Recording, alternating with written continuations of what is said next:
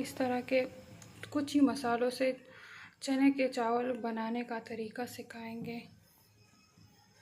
किले किले कुछ ही मसालों से रहे हैं चनों वाले चावल। कढ़ाई में हमने तेल और प्याज को डाल दिया, इसको ब्राउन होने देंगे। प्याज ब्राउन हो गई तो फिर हमने इसमें लहसुन अदरक का पेस्ट डाल दिया, इसको अच्छी तरह पकाएंगे। मैंने थोड़ा सा पानी डाल दिया। अब इसमें हम तो हस्बे ज़रूरत नमक डालेंगे। 1 चम्मच सुर्ख लाल कुटा हुआ मिर्च,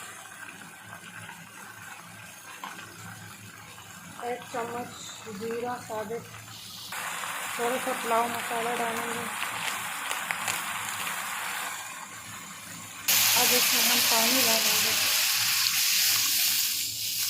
इसको बॉईल होने तक पकाएंगे। चावल हम चने डालेंगे बॉईल किए हुए, पानी खुश्क होने देंगे। तो टोटली तैयार है। अब इसको हम दम पे लगाएंगे। रेडी हो गए हैं। आप लोग भी ट्राई करें। हमारे चैनल को सब्सक्राइब करना ना भूलें।